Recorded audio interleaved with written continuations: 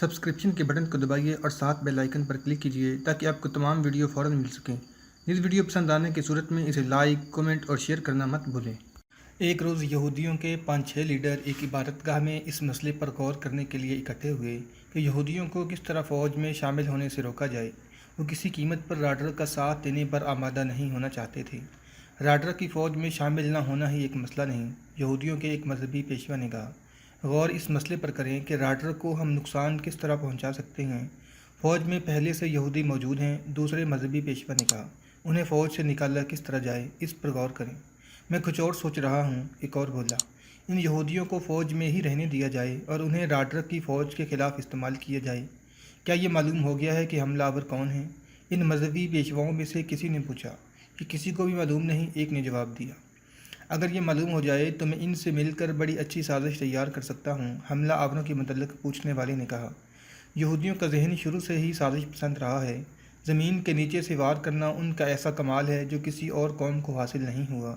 ان مذہبی پیشواؤں نے، جنہیں ربی کہا جاتا تھا، یہ فیصلہ کر لیا کہ تمام یہودی گھروں میں یہ اطلاع پہنچا دی جائے کہ کوئی یہودی راڈر کی فوج میں شامل نہیں ہوگا۔ میرینا ایک ادھیڑ عمر عورت تھی۔ جوانی ڈھل گئی تھی لیکن اس کے دراز قد اور چہرے کے نقش و نگار میں ابھی جاذبیت اور کشش باقی تھی۔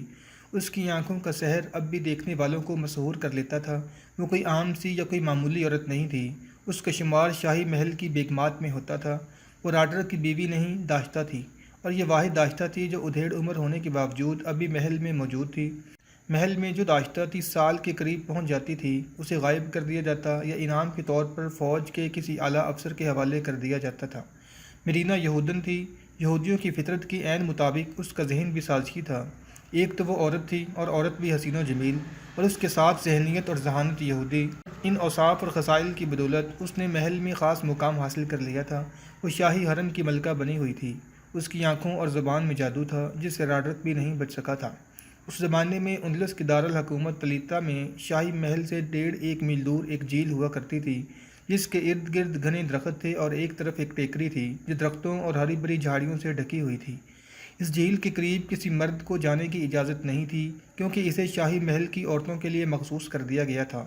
شام کے وقت عورتیں وہاں تیراکی اور ناچنے کودنے کے لیے جایا کرتی تھیں۔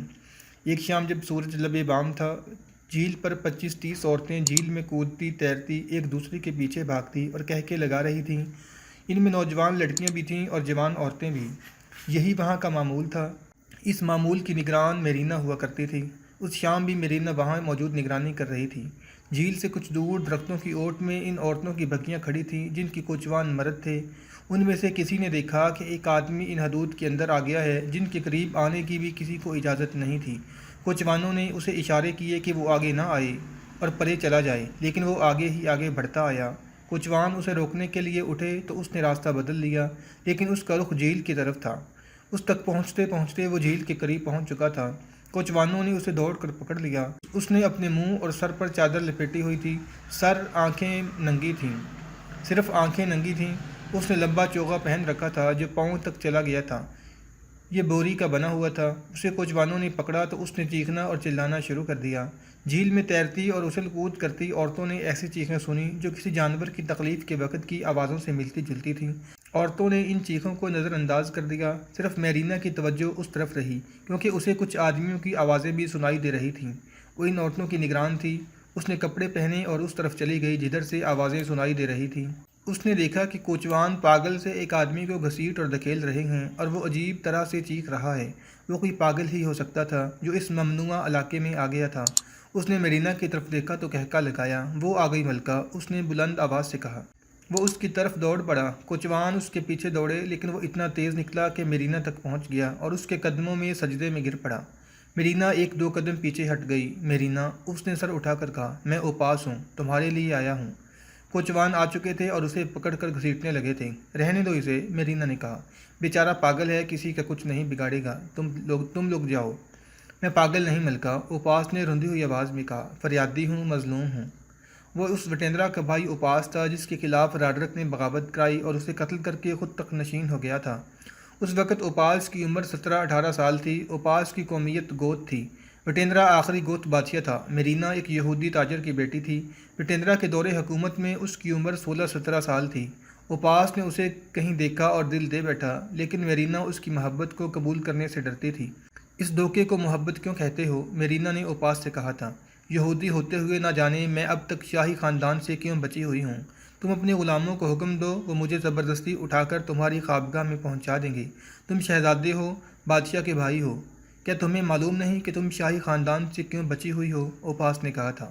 کیا تم نہیں جانتی کہ میرے بھائی نے تخت نشین ہوتے ہی حکم جاری کر دیا تھا کہ یہودیوں کی لڑکیوں کو زبردستی کسی گرجے یا شاہی خاندان کے کسی فرد کے حوالے کرنا سنگین جرم ہے، جس کی خلاف ورزی کرنے والے کو عبرتناک سزا دی جائے گی؟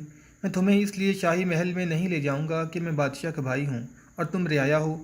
میں تمہیں اس روز محل میں لے جاؤں گا جس روز گرجے میں تمہارے ساتھ شادی کر لوں گا۔ مجھے تم سے محبت ہے میرینا، میں تمہیں محل سے باہر کہیں دور ملا کروں گا۔ میرینا کے دل میں بھی اوپاس کی محبت پیدا ہو گئی تھی۔